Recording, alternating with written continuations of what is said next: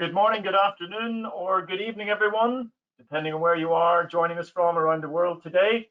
You're very welcome to another LiDCO clinical webinar, and the first of 2021. So good to have you join us. Today, we'll be discussing the impact of enhanced recovery after surgery with a goal-directed therapy program in oncology surgery. But before we get into that discussion and have our presentation, just a few elements of housekeeping as some of our attendees continue to join the session. It'll be 45 minutes of presentation followed by, and I'll caveat this with if we have the time, 10 to 15 minutes of questions and answers. Feel free to use the chat function to the top right-hand side of your screen. It looks like a little speech bubble. And there you will also see a welcome message from LiDCO together with instructions on how to submit your questions, either by the chat function itself or to me directly. My name is Shane Dorish. I support the US LiDCO organization, and I'm looking forward to the discussion and your questions. The session will be recorded, and we will post that on our LiDCO YouTube channel. Feel free to visit there and subscribe for updates. If you register for this session today, we can send you an email letting you know when that's available. And of course, you can follow us on Twitter or LinkedIn for updates. Visit us on lidco.us for our clinical blogs, which are updated frequently. Now, getting into today's session, it gives me great pleasure to introduce our presenter for today. He is Professor Gabiel Mena. He is professor of in the Department of Anesthesiology and Perioperative Medicine, as well as professor in the Department of Thoracic and Cardiovascular Surgery at the MD Anderson Cancer Center in Texas. He's been there for almost 20 years. He's had several peer-reviewed publications, produced many abstracts, and delivered lots of presentations across the world on a diverse range of clinical subjects. And today we're looking forward to hearing him present some info and data on his enhanced recovery experiences at MD Anderson. Professor Mena, the floor is yours. Please, if you can hear me loud and clear, over to you. Thank you, Shane, for the kind introduction, and hello, everyone. I want to thank you all for attending this academic webinar series. And I would also like to take the opportunity to thank LiDCO leadership, including its CEO, Matt Sasson, President Shane Dorish, and VP Dwayne Winchester for this kind invitation to speak to you today about the impact of ERAS and goal-directed fluid therapy in oncologic surgery. This is a topic which I'm really truly passionate about, as ERAS is one of those only research endeavors I have ever been involved with, in which, when fully implemented, regardless of the institution's practice model, whether it is an academic or private center, or regardless of the country of implementation, it is always associated to an improvement in patients' functional recovery, symptom burden, and outcomes. It is also linked to a significant reduction in complications, lengths of stay, and costs. After the implementation of our ERAS program over 70 years ago at MD Anderson Cancer Center, we have witnessed a true paradigm shift in the surgical and anesthetic practice, as well as an evolution in patient care throughout their entire hospital journey. We have been able to abandon the working silos and foster a solid, multidisciplinary, collaborative effort among surgeons, anesthesiologists, and nurses, moving away from the traditional surgical and anesthesiology practice, sometimes based in dogma, to more of an evidence-based standardized care pathways, highlighting these ERAS elements, multimodal analgesia, opioid-sparing techniques, goal-directed fluid therapy, and the incorporation of minimally invasive surgery, including robotic surgery, to help us ameliorate the surgical stress response. I'm the anesthesiology lead for our thoracic ERAS program and the anesthesiology co-lead for our gynecologic oncologic ERAS program. So I will be focusing today on presenting data from those two surgical subspecialties. However, those protocols can be incorporated into any surgical oncologic subspecialty, as I will demonstrate. My disclosures: I possess an academic grant from Pacira Pharmaceuticals specifically devoted to research in the ERAS arena and to help find tangible solutions to the current opioid epidemics. Objectives: first, I will go over our ERAS pathways, specifically perioperative fluid management recommendations, GDT, and the impact of an adequate compliance on outcomes. Second, I will discuss the most current controversies of GDT in the ERAS era compared to GDT in the pre-ERAS era. Third, I will share some of our data and results pertinent to ERAS, GDT, and the outcomes in oncologic surgery at our institution. And finally, I will share our latest research efforts evaluating the impact of ERAS on GDT and AKI, which is a topic of current concern and controversy, as multiple of the pharmacologic medications we currently use for multimodal analgesia, such as the gabapentinoids and the non-steroidals, have a high renal metabolism and elimination. As well, we have also changed the administration of fluid throughout the last decade. We be less liberal, and that can also impact prerenal azotemia.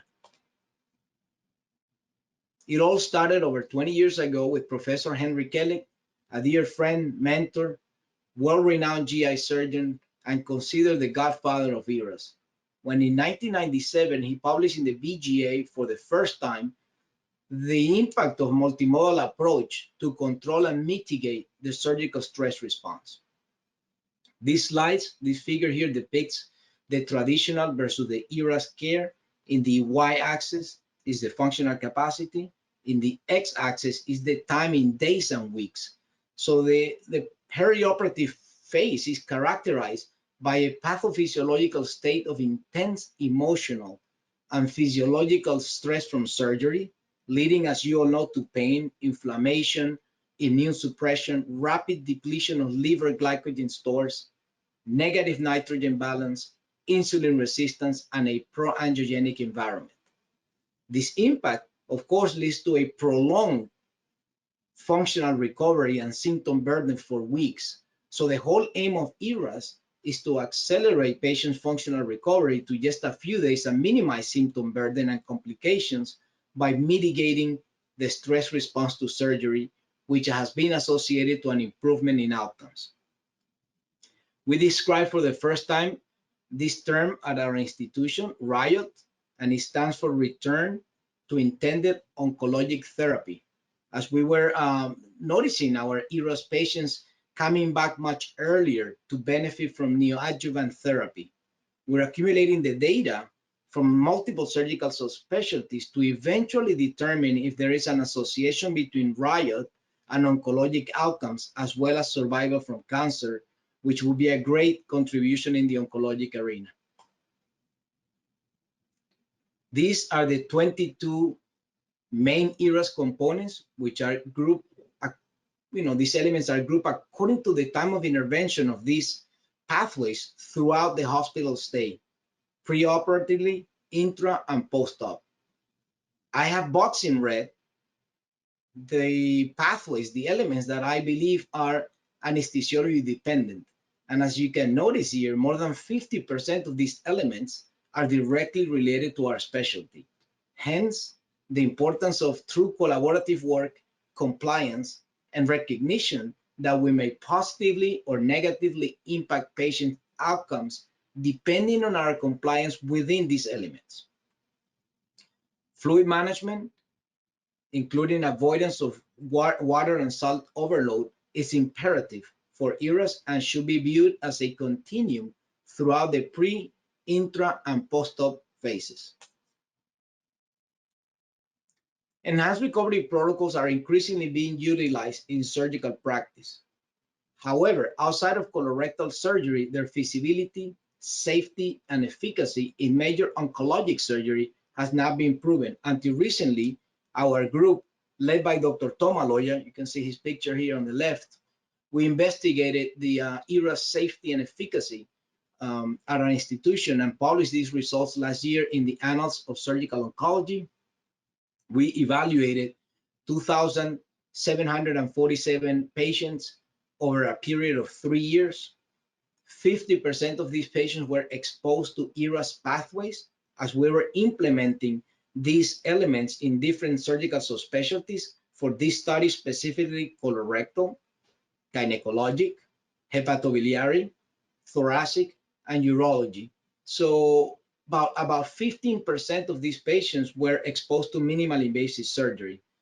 So the conclusion was a statistically significant reduction in overall complications from 33% to 20% in the ERAS group, significant reduction in severe complications from 10% to 7% in the ERAS group, and a decrease in the length of stay by 1 day in the ERAS group, no change in readmission. So basically, for the first time, this demonstrated that ERAS programs can be safely implemented in any surgical subspecialty, oncologic surgical subspecialty, with no change in readmission rates.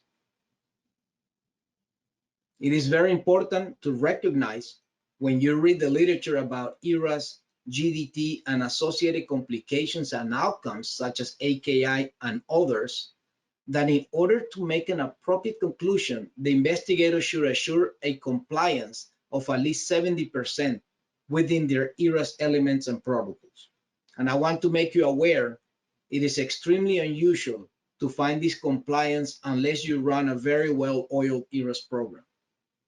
Gustafsson is probably the person who has done most extensive research in oncologic outcomes in ERAS protocols in colorectal surgery, evaluating the impact of compliance and complications. And as you can see from this image, the greater the compliance, the lower the symptoms, the symptom burden, the morbidity, and the complications.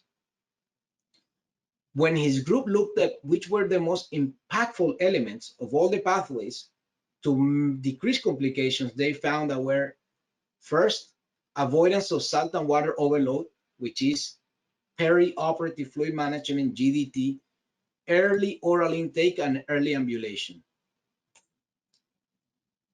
We investigated the same at our institution, the impact of compliance and outcomes on our Gyn ERAS initiative.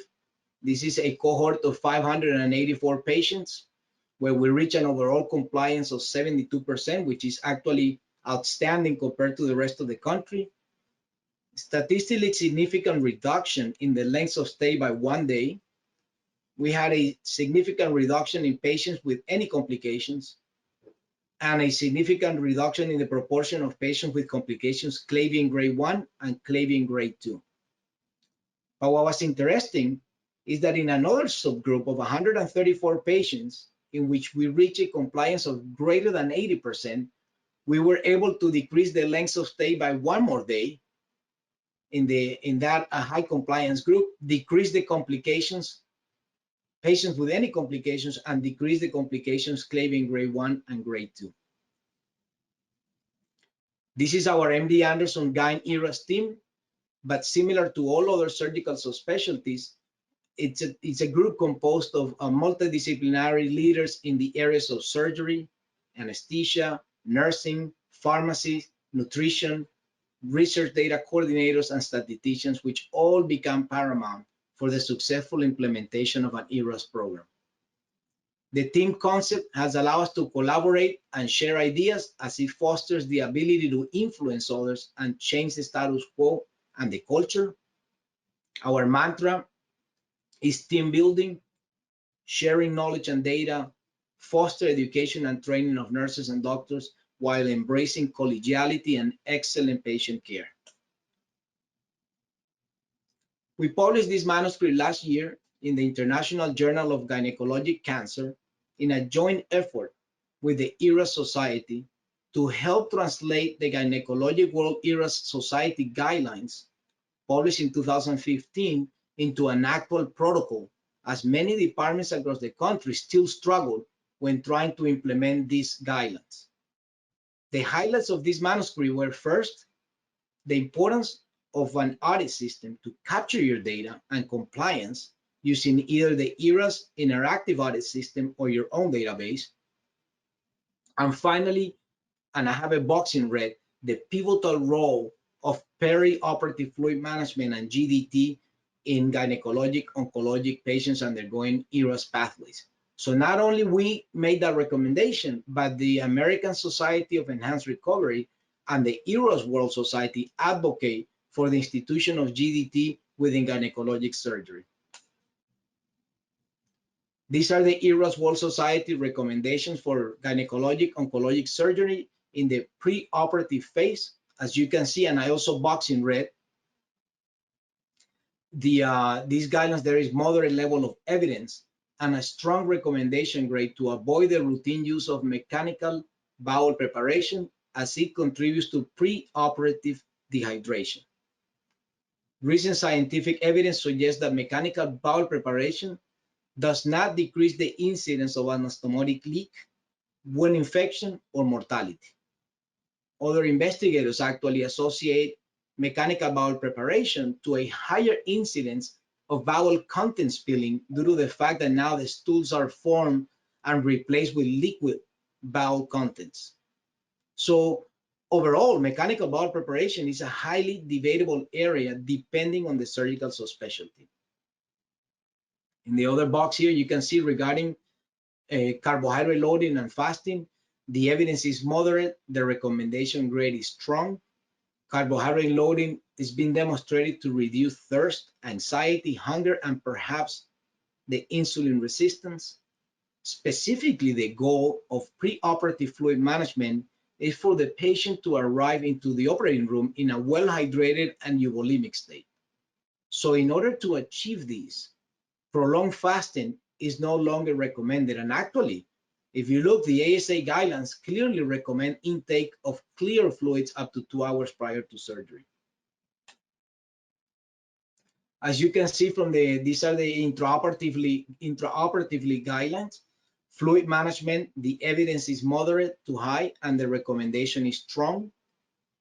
What is important to know is that patients who are classified as low risk undergoing low risk surgery, a zero balance approach might be enough with an administration of 1 to 3 cc's per kilo per hour of a balanced crystalloid solution. Patients who are classified as high risk undergoing high risk surgery must be incorporated into an individualized goal-directed fluid therapy algorithm. The cornerstone of intraoperative fluid management is to maintain central euvolemia and to minimize excess in salt and water overload. The post-op guidelines advocate for the discontinuation of IV fluids in the first 24 hours after surgery. The evidence is moderate. The recommendation is strong. I boxed this in red. I can't move my mouse. And you can see in the bottom also, removing Foley catheters during the first 24 hours after surgery and early mobilization. It's a low evidence level, but a high recommendation grade. At our institution, we encourage very early oral intake on day 0, even in colorectal and GI surgery, as data demonstrates that early feeding reduces the risk of infections and length of stay, and it is not associated with an increase in the risk of anastomotic dehiscence. So IV fluids should be terminated as soon as the patients retake oral intake in order to avoid salt and water overload. We now know, as I will demonstrate later, that patients that walk on day 0 and that eat on this day 0 do better. Similar guidelines are in place for thoracic surgery. The ERAS World Society and the European Society of Thoracic Surgery developed these current guidelines for lung surgery, and as you can see, all are strong recommendations. Advocating for clear fluids up to 2 hours prior to surgery and carbohydrate loading, avoidance of a very restrictive or liberal fluid regimens, mainly pushing towards normovolemia, and avoidance a routine placement of Foley catheter in patients with normal renal function. As you can see from the summaries in the bottom and the recommendations, Goal-directed fluid therapy and the use of non-invasive hemodynamic technology do not currently appear to offer benefits in thoracic surgery.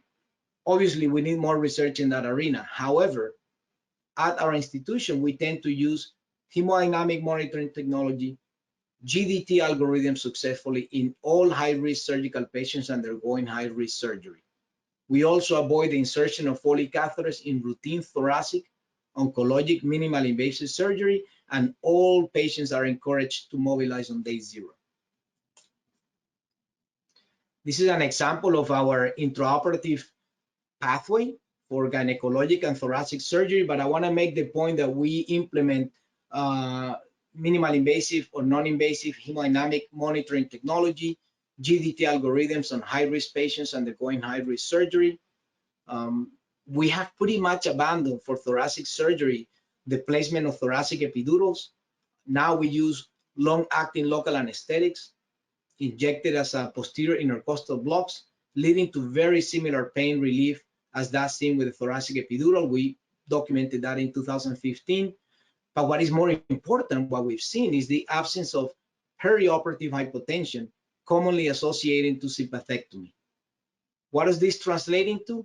Less hemodynamic changes, less volume responsiveness in the OR, and less need for volume optimization.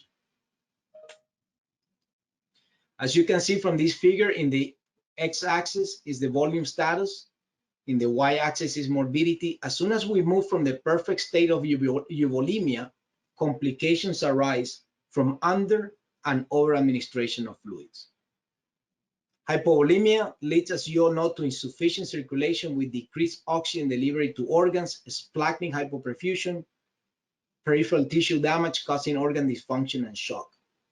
Fluid overload, on the other hand, other than the normal risk of pulmonary edema and congestive heart failure, it leads to interstitial edema, local inflammation, and impairment of collagen regeneration, thereby weakening tissue healing with increased risk of post-op wound infections and anastomotic leakage.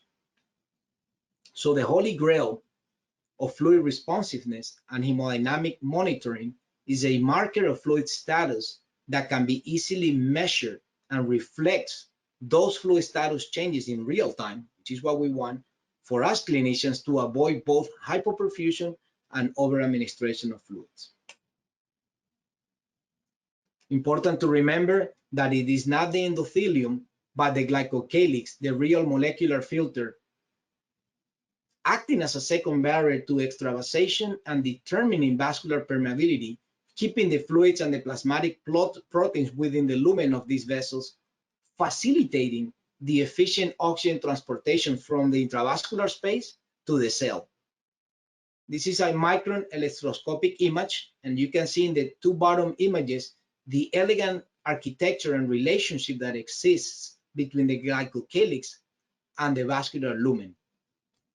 On the upper image on the right, these hairy particles are proteoglycans, glycoproteins that maintain or coat that endothelium. But if you look at the bottom images, there is a complete destruction of this architecture, leading to interstitial edema. And then, as you can imagine, what happens now is that the distance in which the oxygen, the molecule of oxygen, is to travel from the intravascular space to the cell, it's increased. And that gap leads to tissue hypoxemia, cellular apoptosis, and complications. Unfortunately, the common practice of excessive administration of IV fluids without obvious hypovolemia, what we call context sensitivity, will result in hypervolemia and a subsequent increase in intravascular hydrostatic pressure, also leading to release of atrial natriuretic peptide, can result in destruction of this glycocalyx.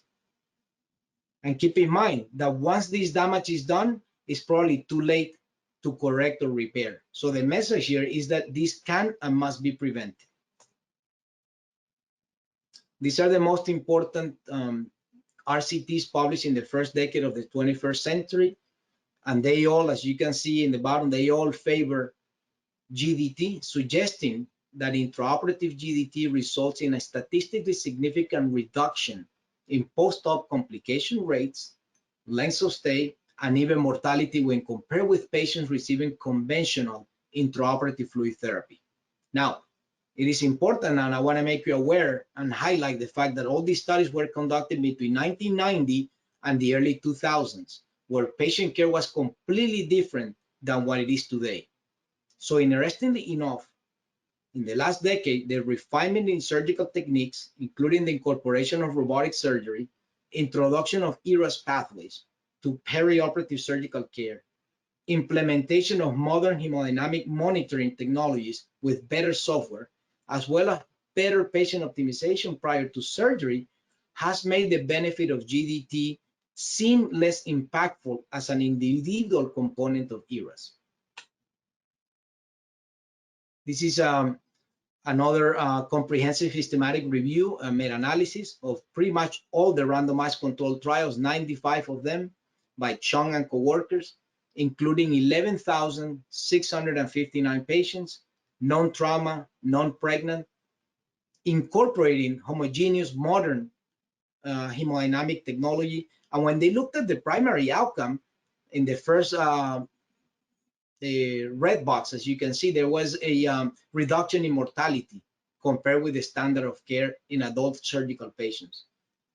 And what I mean by modern technology is that the investigators excluded all studies that were still using the CVP or the pulmonary artery catheter for GDT and included the most current and modern technologies.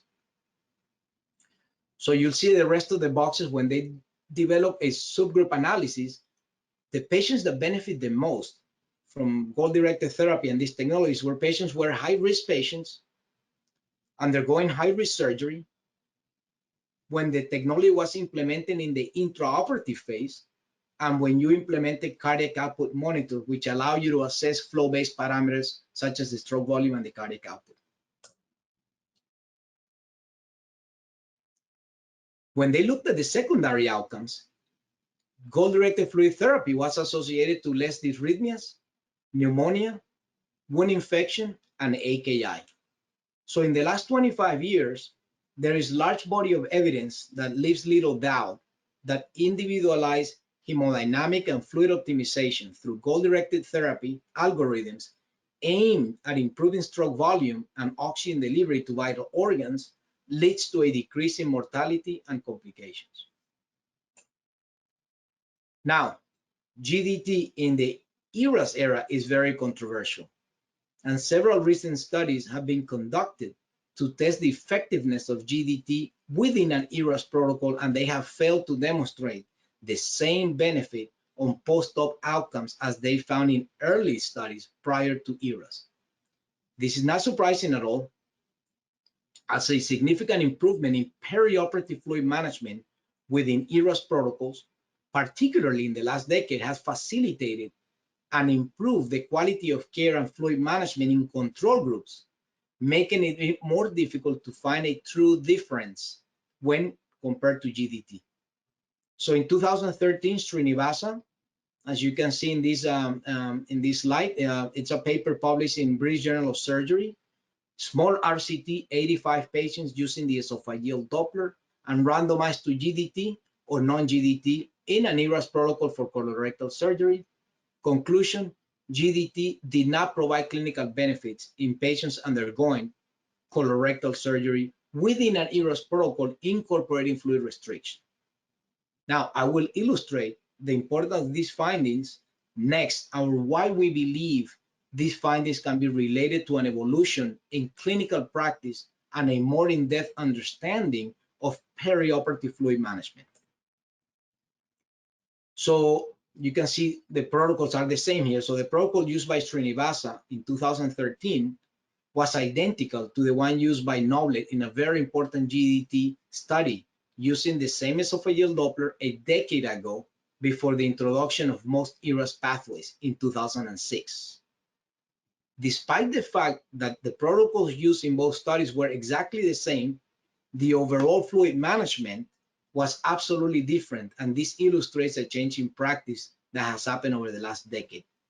In Noblet's study, on the left-hand side, 108 patients undergoing elective colorectal resection were recruited in a double-blinded, prospective randomized controlled trial. The control group received perioperative fluid at the discretion of the anesthesiologist, and the intervention group received additional colloid boluses guided by the esophageal Doppler. And I want to highlight the fact that in Noble study on the left, most patients were fluid responsive immediately after induction of anesthesia. So why this interesting finding and response? In Noble study on the left, patients were, all of them, NPO after midnight, had mechanical bowel preparation, and there was no fluid management protocol in the control group. Total fluids, as you can see in the bottom, in both groups was excessive. 3,680 cc's in GDT, 3,384 cc's in the control group, and this was expected as these patients were fasting, they have mechanical bowel preparation, these patients were volume responsive after induction, and they receive fluid challenges. So as you can see, obviously the cardiac index improved in the GDT group as predicted, and this resulted in a significant reduction in major complications from 15 to 2%. Now, in contrast, on the right-hand side, on Srinivasa's study, all patients were included in ERAS pathways and protocols. Intraoperative fluid management, as you can see, in both groups was half of what was used in Noble study in the 1600s, 1900s. But I want to highlight the fact that there was a huge difference in the practice and the fluid administration in the last 10 years. It is also important to note that in Srinivasa's study, patients randomized to fluid restriction alone in this trial showed no difference in intraoperative cardiac indices. It is possible that the observed cardiac indices in all patients were adequate, and correction of hypovolemia as seen in previous trials prior to ERAS era was not required, such that fluid optimization offered no benefits as there was no difference, as you can see in the recovery score, between the GDT and the fluid restriction in complications and in length of stay. Of course, there's always a landmark manuscript which brings up concerns and actually changes practice. This is the study by Paul Miles, famous pragmatic international study published in the New England Journal of Medicine in 2018. 47 centers, 7 different countries, almost 3,000 patients divided in two groups, restrictive versus liberal fluid therapy for major abdominal surgery. When they looked at the primary outcome, there was no difference in disability-free survival between the two groups. But when they looked at the secondary outcomes, you can see in the bottom box, there was a statistically significant increase in the incidence of AKI in the restrictive group, 8.6%, versus 5% in the liberal group using the KDIGO score. So I only have 3 comments to this study, my own personal view, that in this manuscript, in this investigational study, the perioperative care was left at the discretion and practice of local clinicians and anesthesiologists because they could not be blinded when administering the IV fluids. Second, a significant number of patients were not managed within full ERAS pathways and full compliance, leading to the potential of dehydration from prolonged fasting, bowel preparations, and unknown oral intake after surgery. As we all know, this can lead to perirenal azothemia and AKI. And lastly, the authors used the KDIGO score to determine the incidence of AKI, and the scoring system used to categorize AKI can impact the incidence of AKI from 2 to 5% due to its increased sensitivity. However, I highly respect the findings from this randomized controlled trial and recommend, as Miles and his group, that restrictive fluid regimens should be abandoned as they lead to potential AKI.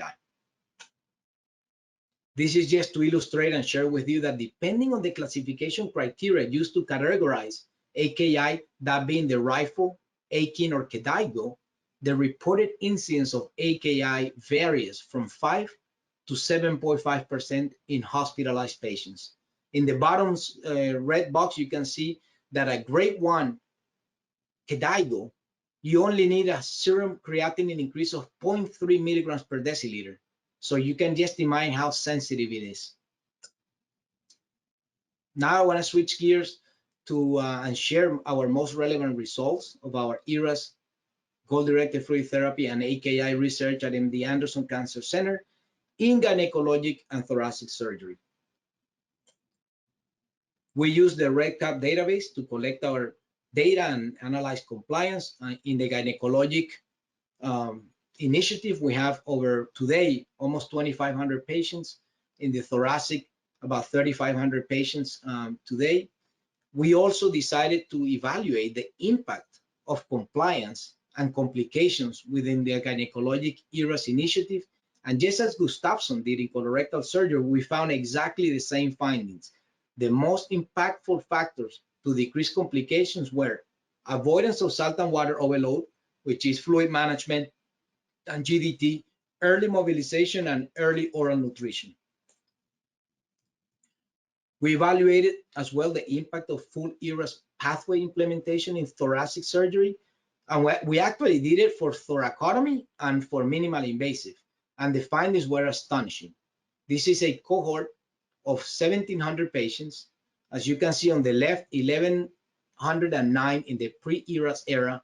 In the center, 554 patients in the transitional phase where we were implementing some of these ERAS pathways. And in the right, 213 patients after 2016 when we implemented 100% of the pathways in these patients. As you can see, statistically significant reduction in the length of stay by 1 day and in readmission to ICU.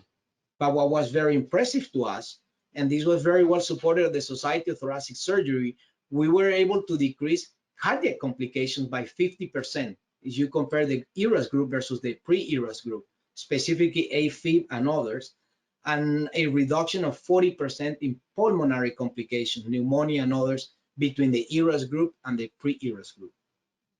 Now, when we looked at minimal invasive surgery, there was an impactful reduction in the length of stay that was statistically significant.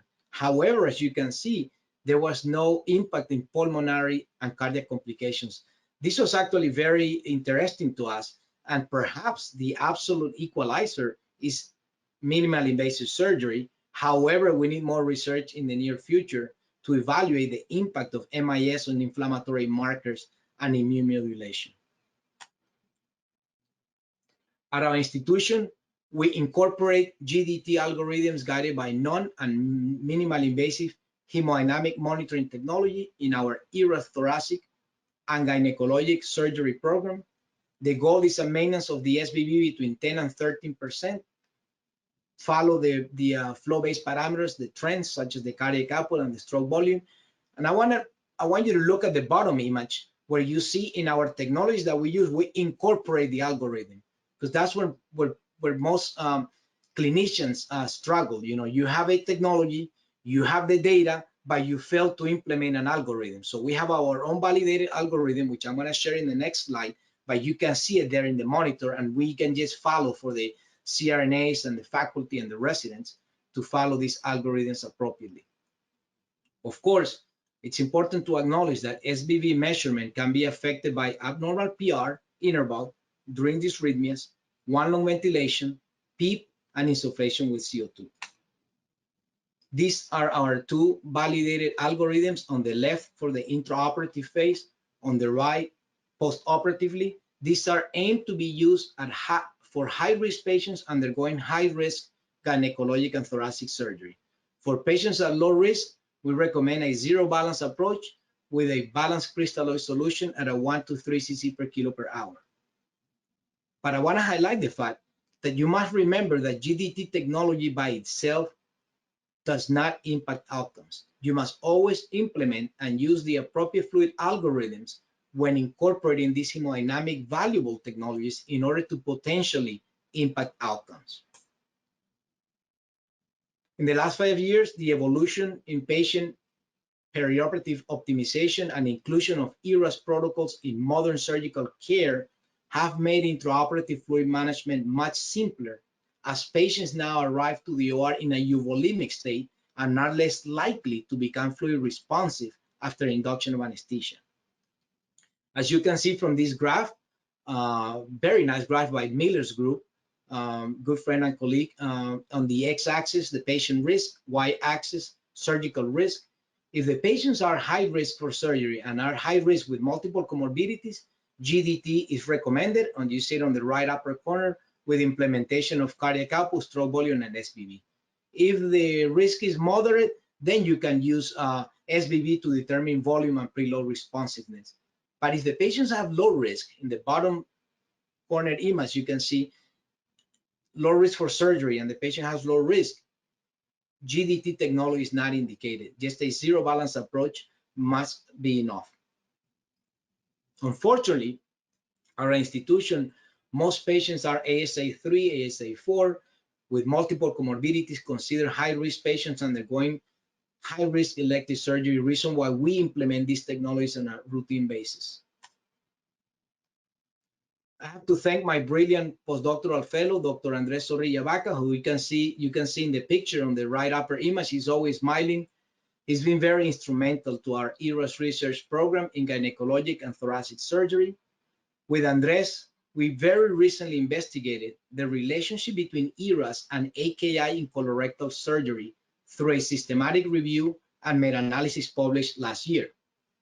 Unfortunately, there are only observational studies assessing the relationship between ERAS and AKI. Based upon the pooled results of our current evidence, we got 6 cohorts, as you can see in the left side of this slide, 5,027 patients, 2,313 in the ERAS group, 2,714 in the conventional group.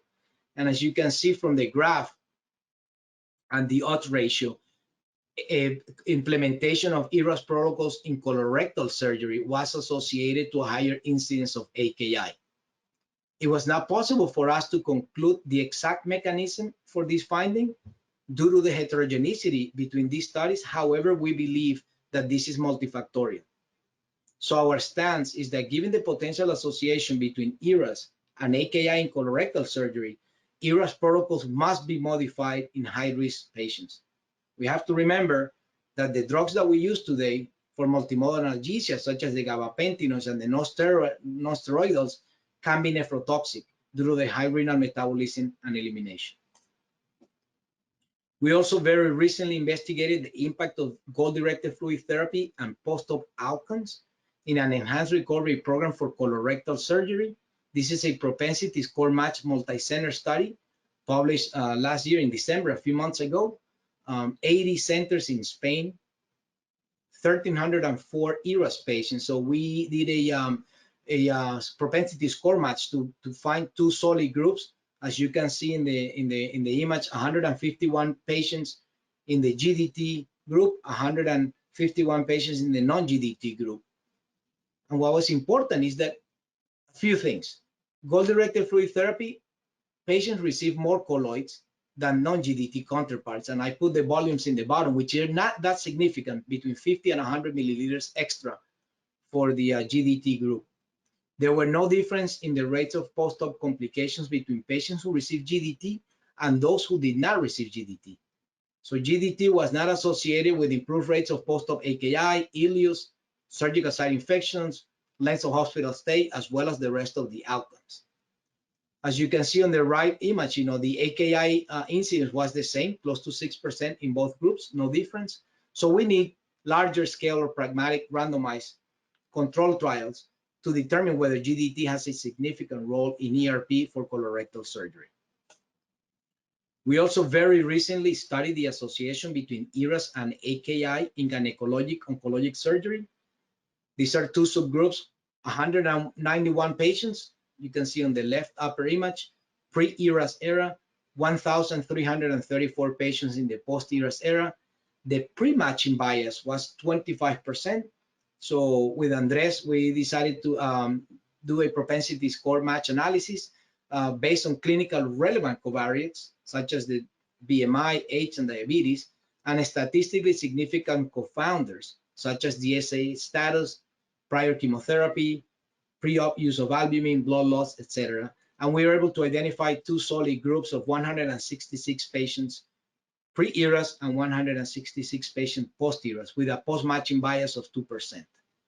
It was very striking for us to find that there was a statistically significant higher incidence of AKI in the post-ERAS group, as you can see in the box, 17% versus 5% in the pre-ERAS group. So of course, we're very concerned So we decided to perform a multivariate logistic regression analysis to identify independent risk factors.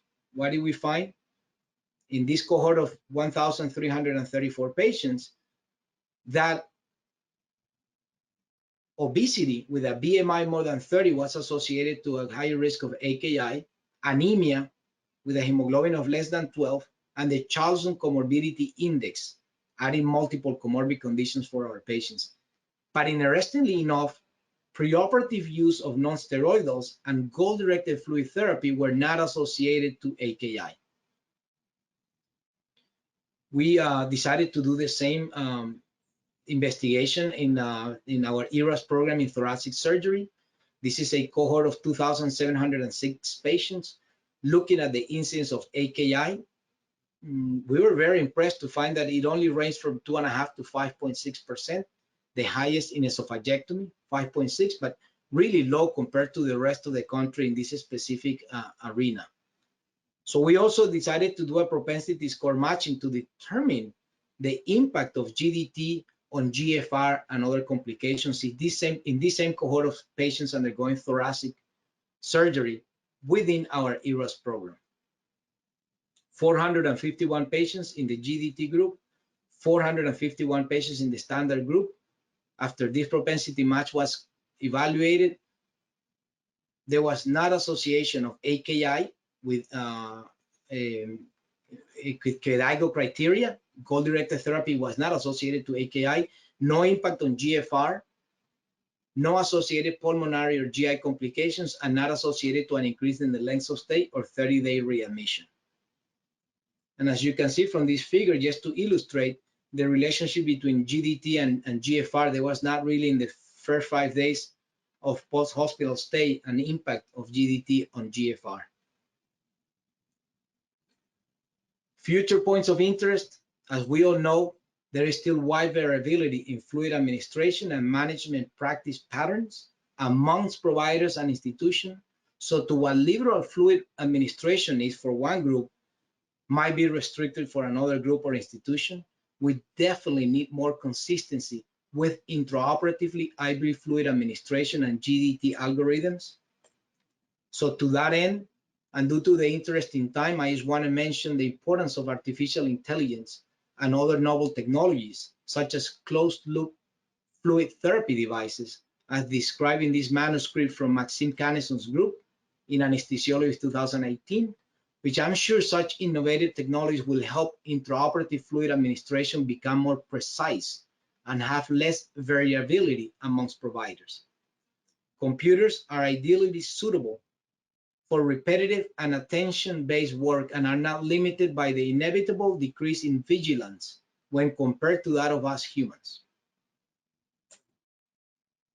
So in conclusion, first, I have demonstrated today that the ERAS protocols in oncologic surgery are safe and efficient and definitely associated with a reduction in complications, lengths of stay, and better outcomes in oncologic patients.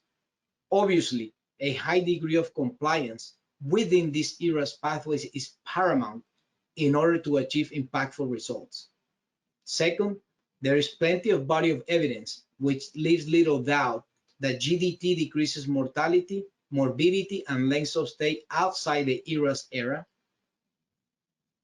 Third, in the last 5 years, the evolution in patient perioperative optimization, refinement of surgical techniques, use in minimal invasive surgery, and inclusion of ERAS protocols in modern surgical care have made intraoperative fluid management much simpler, as patients now, as I mentioned before, arrive to the OR euvolemic and are less likely to be fluid responsive in the OR after induction of anesthesia. So perhaps the benefit of GDT as an individual factor becomes less impactful. However, we need more RCTs to draw more insightful conclusions in this arena. And finally, according to our most institutional recent data, it seems appropriate to confirm that GDT is not harmful and can be used in our oncologic patients undergoing high-risk surgery and patients who are at high risk and are included in these ERAS pathways. We also need, of course, more randomized controlled trials in this arena. And a picture is worth the 1,000 of words that I've mentioned today. You know, this is one of our thoracic ERAS patients pedaling on his bike 3 days after a left thoracotomy for a left lower lobectomy with a chest tube in place. And, you know, this kind of remarkable recovery is not uncommon anymore as we continue to harness all available knowledge in a multidisciplinary and collaborative fashion, acquiring new disruptive medications and novel technologies to help us dramatically reduce perioperative complications, accelerate patient functional recovery, and further improve oncologic outcomes in our cancer patients. Thank you for your attention, and I'm open to any questions from the audience. Thank you very much, Gabriel. That's fantastic dissection and explanation of all the published evidence in this space to date. I really enjoyed your walkthrough of the evolution of fluid therapy benefits, etc., within enhanced recovery programs using HDM. And also thank you for sharing your data. It was good to hear about the decrease of length of stay, readmission, cardiac complications, and then your findings on AKI. I'm just looking to the chat function now to see if you've got some questions. Not too many questions coming in. Here's one recent one. A comment, first of all, the data about glomerular filtration rates is very interesting, and the AKI incidence is quite low, which may explain the lack of association with goal-directed fluid therapy. Although AKI events do not appear improved when using goal-directed therapy, it is wondered if you have looked at the effect of GDFT on early biomarkers of AKI. And just to follow that up, do you think GDT could improve postoperative inflammation within ERAS? And that question came in from Andres Zoria. Okay, thank you for asking that question. Fascinating topic. I agree with you. We have not looked at that yet. Probably one of the individuals looking more at that is one of my colleagues, Dr. Juan Cara, looking at inflammatory markers, looking, 3, 6 tumor necrosis factors and the impact of this inflammatory response on cancer. And specifically to looking at biomarkers for AKI, we have not, we're planning with the urology department to start looking at that. And I'm glad you asked me, because now it's considered such a vulnerable organ. And really, GFR and creatinine, as you know, are not that sensitive when we want to look really at the impact of kidney injury in ERAS protocols or in cancer. So yes, we that's a great point, and we have not done it, but the plan is to incorporate biomarkers. And as you know, there's several of them. They're expensive, but very, very important for research. Okay, thank you. A couple of questions here around your treatment algorithm for fluid therapy. How did you decide and determine which parameters to include? And are there any that you would consider more or most important than others? Well, I mean, we use the same GDT algorithms that have been validated and as you all know, published in the scientific literature by the pioneers of this topic, So we always implement the flow-based parameters, the stroke volume, to determine, the impact of a fluid challenge, and SBV to determine fluid responsiveness. Allow us to know which patient is going to or perhaps not respond to a fluid challenge. But we have used the same algorithms that are out there. I want to highlight something that is important. After the implementation of ERAS pathways and patient optimization, it's impressive that most of the times we don't have to use the algorithms in the intraoperative phase. The patients are in kind of what I call in a cruise control mode. As I mentioned, they're euvolemic, they're stable, so there's no hemodynamic compromise that allows me to make a response using the algorithm. Now, that being said, if there is acute bleeding, of course, you immediately respond on the algorithm changes and administer colloids or blood as needed for the hypovolemia. But it's impressive that these algorithms will never get to the bottom, very seldom, where you have to use vasopressors or other medications to sustain blood pressure. Okay, thank you. Question here on, could you comment on protocol compliancy? I guess this talks to having the treatment algorithm on the screen. Any other advice on helping drive protocol compliancy? Is this protocol compliance within ERAS or GDT algorithms? It wasn't specific, but I would say perhaps comment on both if it's possible, maybe goal-directed therapy. Sure, I'll comment on both. As I show from the data from Gustafsson and ours, if you are implementing an ERAS program at your institution, I think it's extremely important you form a true collaborative effort, where you include the surgeons, the anesthesiologists, the nurses. It is pivotal, as I mentioned and as I demonstrated there. More than 50% of these elements are really depending on what we do in the intraoperative phase. So I think it becomes paramount that we have a high compliance in order to achieve outcomes. And we've seen it. When the compliance is less than 50%, you don't see these outcomes. Once you start implementing the pathways and your compliance is high, you will immediately notice the reduction in length of stay, in complications, and in readmission. Now, specifically for the GDT algorithms, also compliance is very important. And that's why at our institution, we have incorporated our algorithm into the software of the technology we use.